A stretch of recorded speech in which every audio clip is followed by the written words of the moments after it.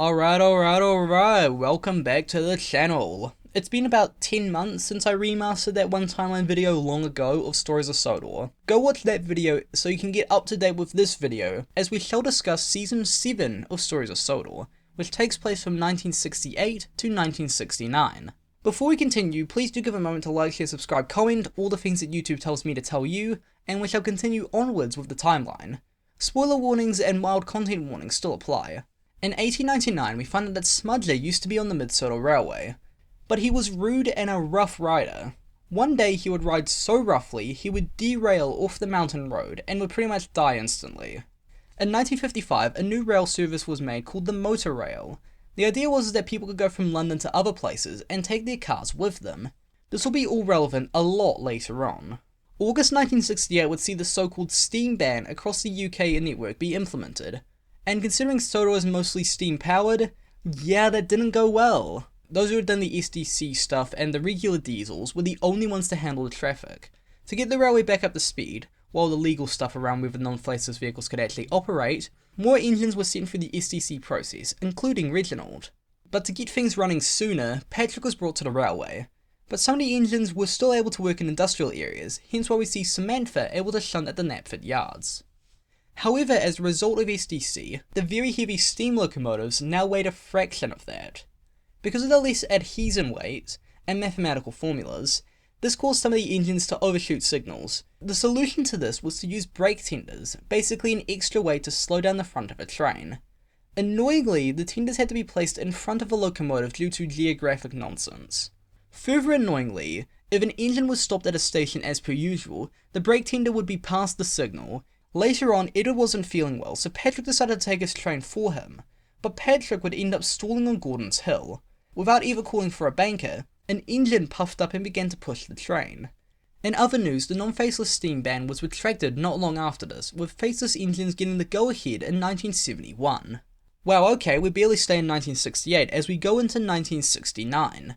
Because of the winter turndown in traffic, the Far Cry branch got a bit of an upgrade, even though a roundhouse is a bit over the top in my opinion.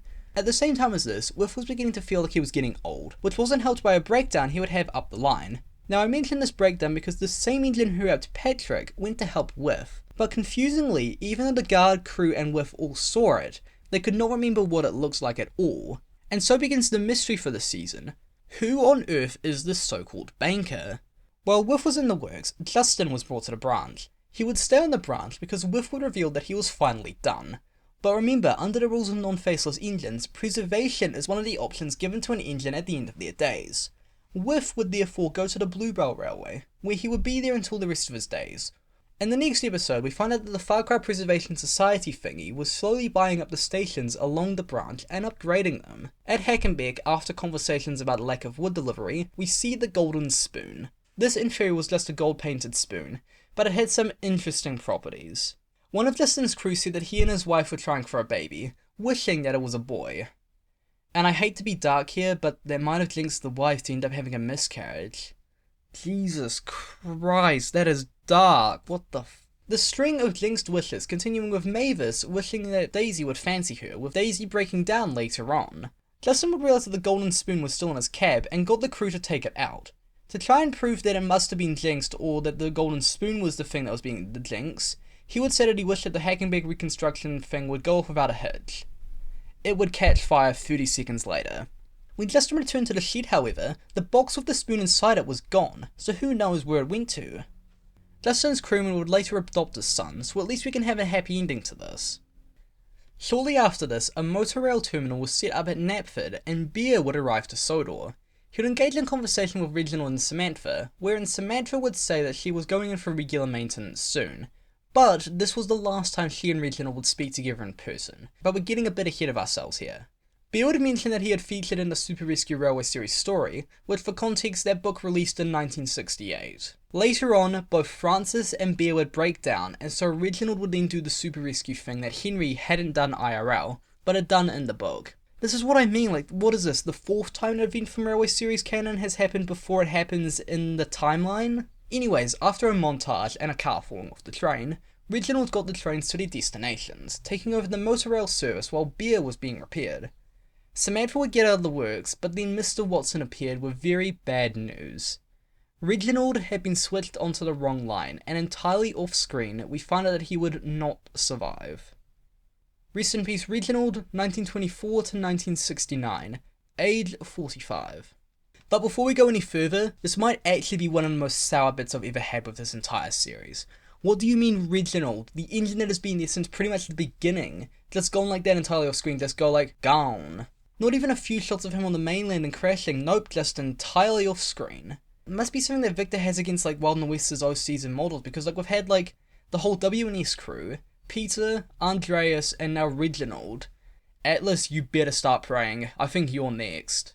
It seems like this episode was meant to be like a send-off for Reginald by just straight up copying the Railway series story, and then just having him leaving. At least Dudley was shown to have died at the end of the episode. This was just rough to witness, and quite a shameful way to end out one of the main characters. At least everyone else had a reason behind their death. This one just occurred just cause. The next episode started by showing the aftermath of the crash, with a dead Reginald and the explanation that nearly 30 people died. But questions began to arise. Was Reginald at fault? And honestly, while I didn't like the death, I do like the editing in this episode, with the engines moving in front and like a ghost spirit of Reginald appearing. That's some pretty neat stuff. Like, it's not even like a trickery with like an engine like puffing into frame with trains. That is like someone actually putting that down like while it's going across. It's actually pretty neat filmmaking. But I've gotten a bit ahead of myself, as Samantha was now starting to see the ghost of Reginald, but only her alone. For a change of pace and recommendation by Derek, she went up to the Waterton branch. She and Kate were double-headed train, but they would end up stalling. And so yet again, the banker appeared to push the train, but no one could remember what it looks like. Later on, Samantha would have a final chat with Reginald before he continued on. Actually quite a sweet way to end the episode. Reginald was absolved of any blame for the accident.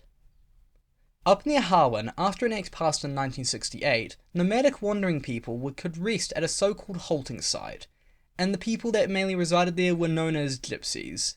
But that term has not aged well at all, so I'll call them the current day term known as the Roma. Now, the Roma people at this time weren't exactly fully pleasant, with interactions breaking out. Ivor here wasn't fond of them either, demanding 2 of them on his train leave. The reason for the racism was because that Ivor's driver Fred had been put into hospital by some Romas back in 1933. Although this was later revealed that like the driver Fred had tried to antagonize them, so they had then beat him up in retaliation. I don't know, it's a little bit odd. One of the Roma people in the current timeline was known as Halligan. The other one was Flora, a so-called fortune teller. Duncan would get a fortune told by Flora about potentially being reunited with Andreas in the future. As it turned out, it was Halligan's wife and son that had been kicked off the train. Before Halligan and Ivor came to blows, Ivor's driver intervened, speaking the native language of the Roma. Here it would be revealed that the driver was called Terry Briggs. Halligan disappeared quite quickly. Clearly the name reveal of Briggs had some meaning to it. Renias would explain to Ivor that Fred had been a bad influence on him. Coincidence? Maybe not. Later that night, Halligan would sucker punch Briggs before taking off with his family. He would later be arrested, but this kind of leaves a sour taste in my mouth. Like, the whole episode has been Ivor being told off for being racist and prejudiced against the Romas, but then guess what? He got proven right. Victor, what are you trying to say here? Duke would tell Duncan the story of Smudger, but as he began to leave, suddenly Falcon arrived with a long line of trucks, blocking the line and causing Duke to become stuck. But confusingly, Falcon was on passenger trains at the same time. Ivor would travel up the line, before being told to go around the long way by Howard because of a Roma caravan stuck on the rails. But Howard said he had never said that, and there was no stuck caravan. Falcon would then head up the line before being confronted with Andreas. Duncan and Duke would go to speak with him, but then Andreas would let slip the nickname of Dukey. It was here that Andreas would reveal himself to actually be Smudger. Flora would come back to the railway and would explain that Smudger was a doppelganger. Duke confronted Smudger about this, but with Smudger just laughing. Later, Flora would arrive and would suggest using garlic in their cabs to ward off this spirit, but this was all a prank. The reason for this was that Flora had been arrested the previous day. This doppelganger would leave Sodor, with it being hinted that he would return someday. Back to the main line, beer would be purchased for the NWR to replace Reginald. We find out that the container trains were now more common around this time, but with the container trains not needing brake vans, it was expected that layoffs would come.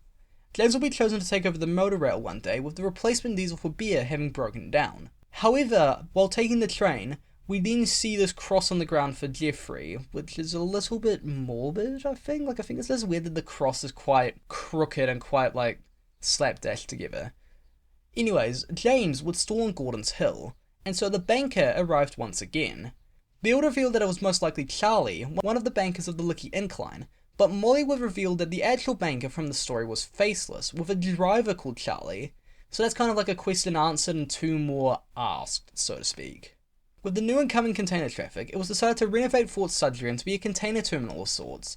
Pickett was able to keep up with this because he was generally a fast worker, but it was around this time that he began to have premonitions. The first was followed by a Top Gear, "Hammond, you bloody idiot, you reversed into the sports lorry!" reference. The next was followed by Gordon derailing, with Pickett having tried to intervene. The penultimate one would have Donald at Fort Sudbury followed by an explosion. Fearing the worst and trying to stop a catastrophe, Pickett's driver tried to phone ahead, but the explosion still happened. But thankfully everyone had fled after Donald had heard the hissing of an unexploded shell and had evacuated the area. The final premonition he had was thankfully a more pleasant one, that Pickett's driver's wife was pregnant. So hooray! Now we get to the final episode of Season 7. Francis was annoyed that a new engine by the name of Super ED would take his speed record. Oh yeah, that's the thing that I got to mention. I don't know, it's been roughly an hour since we first saw him, but if you're watching the full remaster in the future. But Francis had the speed record travel for like London to Edinburgh, so that's interesting. Later on, the brake pump on Henry's train would fail, causing him to be stuck in the tunnel, with the banker arriving yet again. Later in the sheds, the topic of the tunnel and its name came up, with the mention of it being the perfect shelter about the fact that it was quite earth and brick and stone being brought up. Bill would also wonder about the former history and legacy of Peter, with Francis continuing to badmouth him. Francis would then be reunited with the Super ED, known in the series as Desmond. They got into a bit of a heated argument, with Francis realizing that he was an outcast on Sodor, requesting a transfer. Later on, Francis and Derek would have a bit of an argument at Lower Knapford, when suddenly one of the fuel tankers on Francis's train caught fire. This was likely from a passing James who had been trying to thrash himself to make up for lost time. Francis would get a brainwave to go and store the tankers in the tunnel to try and avoid the very likely massive explosion. But as he tried to move, the brakes came on, causing him to stop. The banker arrived and uncoupled the train, hauling the fuel tankers into the tunnel. The tankers burned out, and thankfully without an explosion. While Francis hadn't actually been able to sacrifice himself, the engines still took the notion that he had been willing to do it. Well, they accepted him at this point. Francis would also apologize in equal measure. The next day, Francis went to take another fuel train, and they stopped near the tunnel to wait at a signal. He would decide to thank the banker, and so the mystery would be solved as the banker revealed himself. To quite a lot of people's shock, including my own, it was Peter. And now in probably the best written scene of the post-Season 4 era, Peter would say that he had been cursed to bank all trains and never be seen. Francis would then say that Peter had saved an entire town with the saving of the fuel tankers, making him a hero. And now with Francis thinking of Peter as a hero, Peter would see the metaphorical end of the tunnel. And so, Peter passed on. Francis would be able to remember the banker after this, and told all the engines that it was Peter. Francis would apologise to every other engine that he had wronged, continuing to prove himself to this day. And so that was Season 7 of Stories of Sodor, taking place from 1968 to 1969. And it goes without saying that the season had some great highs and some low lows. Redemption was a pretty damn good episode. Coincidence that the longer episode length since Season 4 actually seemed to work? Everything original and the Roma people aren't exactly highlights this season. But hey, as we move to the 1970s, maybe things will change. But alas, we have come to the end of this mini video, which I'll chop and change when I make the 10 seasons of SOS Timeline Remaster. While we wait for that, do take a moment to like, share, subscribe, comment, do the things that YouTube tells me to tell you, and I shall see you in the next video. Goodbye. To watch the OG timeline video, click on the card on the left, or to watch a different timeline video, click the card on the right. Or just let the video end. The choice is yours.